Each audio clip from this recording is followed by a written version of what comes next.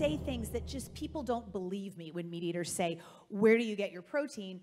And, you know, sometimes I have a better answer, I feel like, but sometimes I'll just say, well, you know, there's protein in kale. And they don't believe us, I don't think, first of all. I mean, they just look at you like, oh, come on, somebody would have told me that, you know, at some point that there's protein in kale.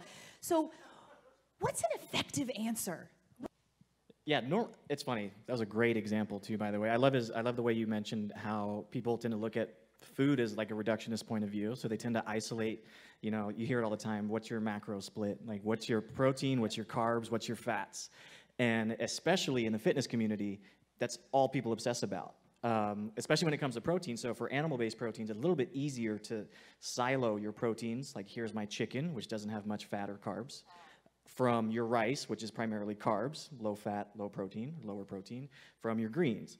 So from a fitness perspective, so many people are just, they think one directionally, they think by a reductionist point of view, but from a whole food, plant-based point of view, you can't, like, I don't look at it that way. You have to look at your plate. You have to look at what is the culmination of protein on your plate. So you have rice and beans, you know, you might have, you know, a couple grams here, you have your tofu, your tempeh, whatever, you have it here, you have your rice, you have all these things combined, and like you mentioned, it's not just protein that you're getting the antioxidants, you're getting the micronutrients, you're getting all these other anti-inflammatory properties that help you recover quicker, which help you go to the gym more, which obviously if you recover, go to the gym more, you get stronger, faster, quicker, even faster than a typical meat-based athlete. So if they don't believe me that way, then yeah.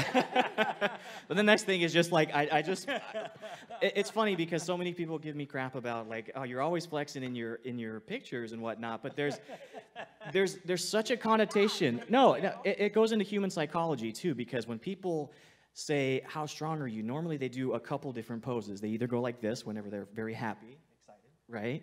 But whenever you say how strong are you, even little kids, they go like this or they go like this. They put their arms up because it's a signal of strength.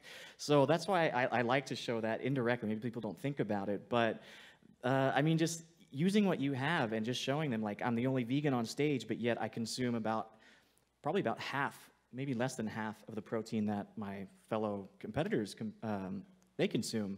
And that's why it's so important, especially in the bodybuilding and fitness community, to spread this message, because typically athletes, they consume 2 to 3 times more animal-based proteins than a normal sedentary individual. So a regular person that just, you know, has a regular job and likes to eat healthy.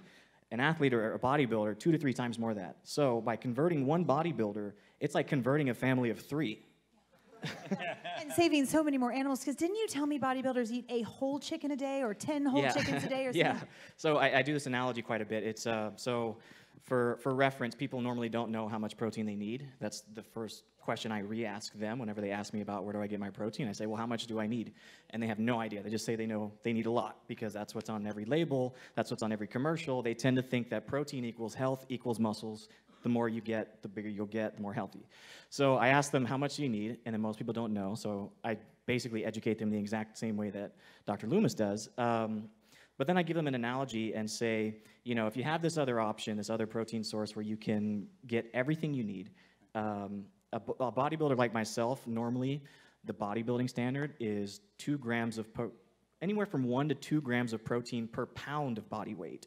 So we're talking pounds, not kilograms now. So I weigh... These guys are a couple hundred pounds. Yeah, exactly. 250 or... Oh, it's a lot. So for me, I'll just use me as an example. I weigh 180 pounds.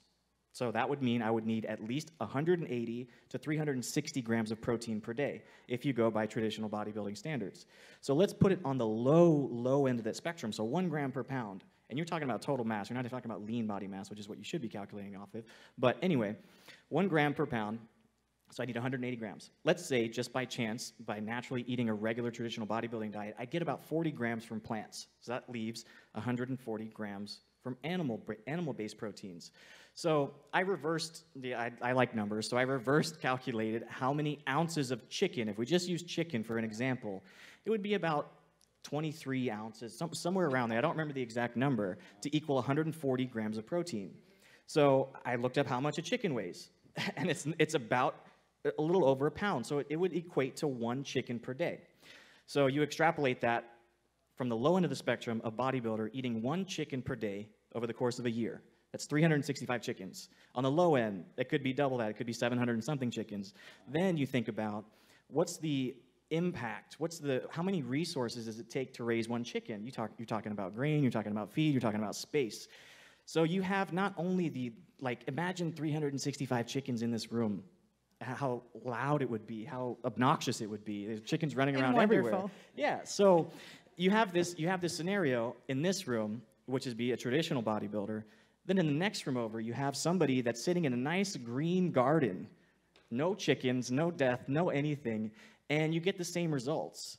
And you think about all the resources that it didn't take to raise those 365 chickens. So by converting one bodybuilder, you do much more than just save that person's life or make them healthier. You make a much bigger impact. So now we all have a goal. We can only convert bodybuilders from this day forward. Like, if you really want to make an impact.